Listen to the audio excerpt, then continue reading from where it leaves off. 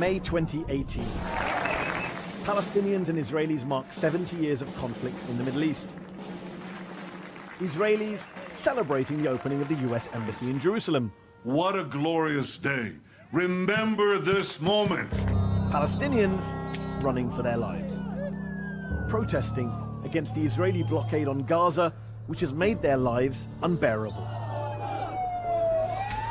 In 2 months, more than 100 Palestinians were killed by Israeli snipers.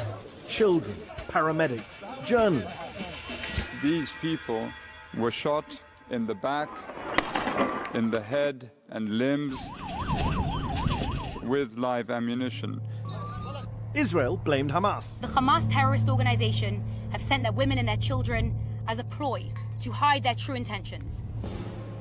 The Israelis, however, seem to see the Palestinians as a sideshow. And here's what we got. They're much more obsessed with getting the world to focus on the supposed threat from Iran. Iran lied.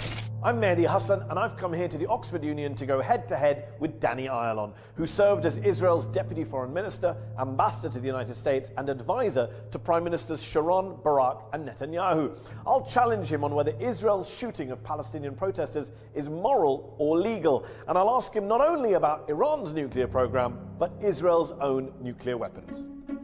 Tonight, I'll also be joined by Professor Avi Schleim, the renowned Israeli-British historian, Paul Charney, chairman of the UK Zionist Federation, and Diana Boutou, the Palestinian lawyer and former advisor to the PLO.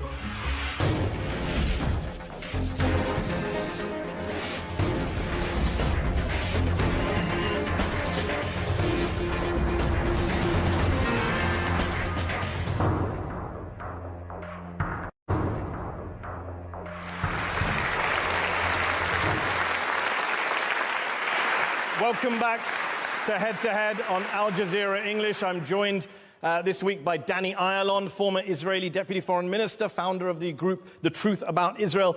Danny, you have lobbied extensively against the 2015 Iran nuclear deal, the JCPOA. You think it's a bad deal, and like Prime Minister Netanyahu, you welcomed President Trump's decision to pull the United States out of that deal, to violate it. So to be clear, you don't agree that the deal, with all its faults, is working and is putting off the realization of the Iranian nuclear vision by 10 to 15 years? No, if you look for the last 2.5 years since the deal was signed in Vienna, you see the aggression of Iran not only has multiplied by 10 times. Iran, since signing the deal, has become much more aggressive, has not stopped testing ballistic missiles, and you do ballistic missiles only to put a warhead, which is nuclear, nothing else. And the deal itself is not actually neutralizing the capabilities of Iran. It just supposedly suspends it. And so people who say the Iran deal has neutralized a major threat to the world, they're wrong. Absolutely. That's the former head of Shin Bet, Israeli intelligence, Carmi Gillen. You're right. Maybe they were just... And the quote I said earlier about, with all its faults, it's working, it's putting off realization of the Iranian nuclear vision. Do you know who said that? Probably. The head of Israel's military, General Gadi Eisenkot. So what do you know that the head of Israel's military and the former head of its spy service don't know? And guess what? The head of Israeli military. He's still there working with everybody because we have pluralism of ideas. Okay, but the substance, what about what he said? The substance is that there is a sunset clause where they can now in 7.5 years become a nuclear country. The substance is that there is no verification which is robust, and many sites are precluded because they are declared military sites. The head of the IAEA, the UN body tasked with investigating nuclear programs around the world, says, quote, Iran is subject to the world's most robust nuclear verification regime under the JCPOA, which is a significant gain. As of today, the IAEA can confirm that the nuclear-related commitments are being implemented by Iran. That was him in May. So who should we trust, the head of the IAEA or you? Trust the facts. Trust the facts and straight logic, common logic. I believe that the IAEA are not lying. They do not find anything. But why aren't they finding anything? Because they have 24 days in advance to let them know they're coming. And there are many, many areas which are designed military areas where they have no entry to. Now we know that the Iran has lied and has cheated time and again. As a member, wait a minute, as a signatory to NPT, Non-Proliferation Treaty, they have broken all the rules, all international commitments. What I don't understand is if it's common sense, as you say, Why is it that the head of Israel's military, the former head of Shin Bet, the former head of Mossad, your spy agency, the former head of Israeli military intelligence, the former head of Israel's Atomic Energy Commission, the chair of Israel's space agencies, your country's top military, defense, intelligence, nuclear experts are saying the deal's a good deal, it protects Israel, it protects the region, it protects the world. Well, why should we ignore all of them and trust you, Benjamin Netanyahu, and Donald Trump? They do not say it's a good deal. He said it's the situation may be better than before. And I say it's not better than before. It may put Iran on hold, but we are not certain. And yet the world's non-proliferation experts in open letters, the top nuclear scientists in the world, the EU, the UN, the IAEA, they all say it's working. I know international diplomacy. There's nothing which is more hypocritical and cynic. There are some interests who are in between. I can tell you that until 1938, most people here said Germany, Nazi Germany, is not a threat. Okay. Were they all wrong? Yes, they were all wrong. Well, isn't the problem? Are they all wrong now? It's funny. Yes, they are. It's funny you talk about predictions. In 1992, your prime minister said Iran was 3 years away from building the nukes. That was 26 years ago. In 1995, he said Iran was 3 to 5 years away from building nukes. In 2009, he said they were 1 to 2 years away from building nukes. The boy who cried wolf had a better record with wolves than Netanyahu has with Iran's nuclear program. Why do you think you have any credibility, the Israelis, when you come and talk about Iran's nuclear program? You've been wrong for 26 years. We were not wrong. Some things had happened in between. There were some who prevented Iran to rush for it. And there were some... Come on, Dan. There were some... Every 2 to 3 years, Netanyahu issued a warning, and suddenly something happened to make his warning just inaccurate. Well, I can tell you You've been that scaremongering the for Iranians themselves say that the international community is sabotaging their program. So things have happened. Okay. That's it. Okay, let me ask you this question. Sabotaging their program. How many nuclear weapons does Iran have as of today? Right now, I hope none. Okay, how many does Israel have? No idea. No idea? You were in the government. They don't tell you that stuff. No idea. Who do they tell?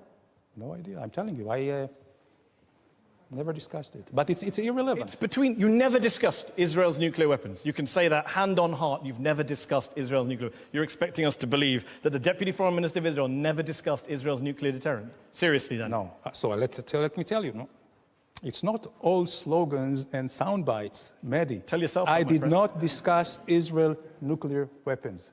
I did discuss Israel nuclear policy. There is a big difference. Okay. Okay? Okay. So now we've got past that semantic evasion. No, you have to... How many nuclear weapons does Israel have? Because know. experts say it's anywhere between 80 and 400. So what? So what? Yeah, so what? Has Israel ever threatened... Do you recognize the hypocrisy of Israel having a secret illicit nuclear weapons program that it won't open up its doors to and won't talk about, and then lecturing everyone else in the region about nuclear weapons? Absolutely not. You know why? You talked about hypocrisy. I tell you.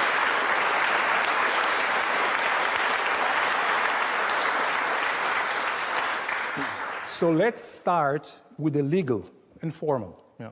Israel has never been a member, a signatory of the NPT, so we are not breaking any rules. Iran was, Iraq was, Syria is, and they all try to cheat. Number we one. Never recognized the laws Secondly, in the first place. No. Okay, Secondly, get out. Israel is the only country in the world who has been, threatened to just erase them. There is only one Jewish state in the world. Less than 1/3 of 1% of the entire Middle East. There are 22 Arab countries, 57. What do you want from us? And they're all trying to gang up on us. It's not like you're just minding your own business, this kind of Norway in the Middle East with nuclear weapons. Has Israel ever threatened to erase and attack any country? I think you'll find plenty of pretty genocidal statements from Israeli leaders. Show it to me. Shimon Peres said in response to Mahmoud Ahmadinejad that we could wipe Iran from that. Iran has every day threatening to erase I'm not Israel. About Iran. I'm asking about Israel's nuclear Saddam program. Hussein said he would burn the entire country of Israel. Okay. Assad, Hamas. Okay. You know what? Even members of Israeli Knesset, it's very clear. Arab countries. Danny, I'll ask again. We've gone off on a lovely diversion, which you're the master of. How many nuclear weapons does Israel have? I don't know. By the way, another diversion, which I have to say. No. I have to You can't pre-announce your diversions. Let me ask again. If an Iranian guest came on my show and I asked him about Iran's nuclear program, he said, I don't know, I'm not going to talk about it. Would you be okay with that? You'd be outraged. Of course and I yet would you be. sit here as a former minister of the Israeli government saying, I don't know, never talked about nukes with anyone. Because there was like 16 United Nations Security Council resolutions against Iran. And there is against Israel. And there is against Israel as well. about your nuclear issues? program? No. Yes, there is. UN So- Resolution 487. Let me read it to you. The UN Security Council in 1981 says, calls upon Israel urgently to place its nuclear facilities under the safeguards of the IAEA. Why haven't you done that? Because I'll tell you all why.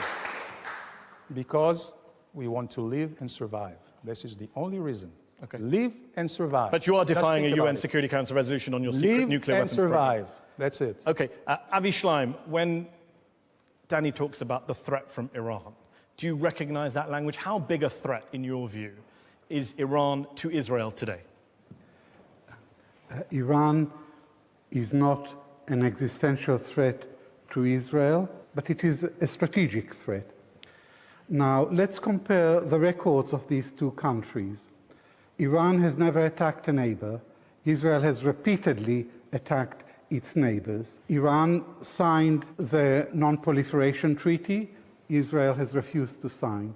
Iran submits to inspection by the International Nuclear Energy Agency. Israel refuses to submit. Iran has no nuclear weapons. Israel has between 75 and 400 nuclear weapons. So Israel poses an existential threat to Iran. Now, Okay.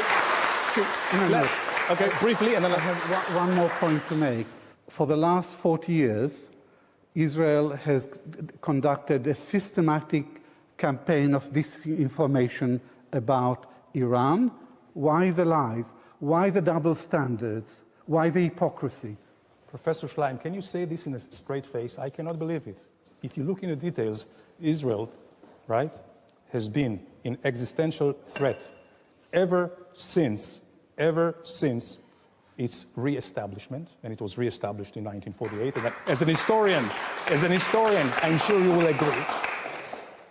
Israel, only out of self-defense, is defending itself, and Israel has never, ever threatened another country. Israel has attacked its neighbors, not in self-defense. One example, the first one, is the Suez War of 1956.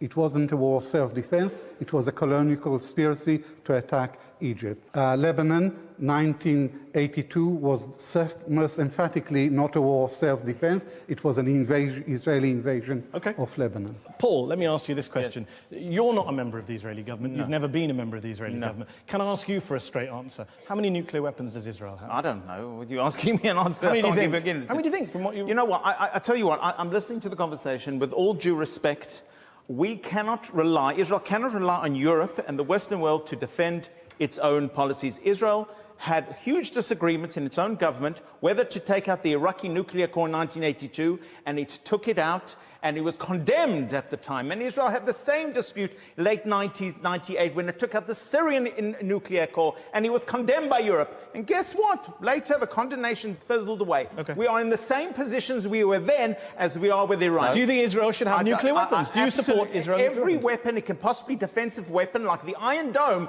Israel should have 100 Iron Domes. I didn't ask about the Iron Dome.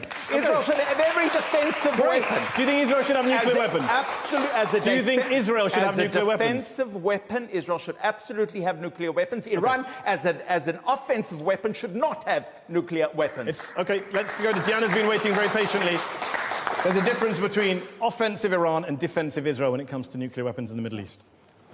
Look, what I think we're getting to is that Israel is saying that it is above the law. And it does this time and again. It says that it has a right to attack countries, which it did when it came to Iraq, when it's come to Syria, when it's come to Lebanon, when it's come to the Palestinians. And it's also saying that it has no reason, it has no right to be subjected to the law. Diana says you're above the law, and you yourself said we didn't sign the NPT. Let me ask you this question. If Iran tomorrow withdraws from the NPT, will you stop talking about Iran? Because they're in your boat. They can do what you do. Exactly. Right? No. Isn't that the logic of your position? Because they want nuclear capabilities for offensive measures. If Israel, and again, I'm not at liberty to say anything about this subject, but if Israel has it or not, it is a defensive one. And the Palestinians, because you say it's defensive. They would say it's defensive. No. Everyone will get nuclear weapons and say it's for defense. By the way, I hope Ms. Bhutto is not suicidal, because if Iran with a nuclear weapon throwing it on Israel, you and I will die at the same time. You know. Okay.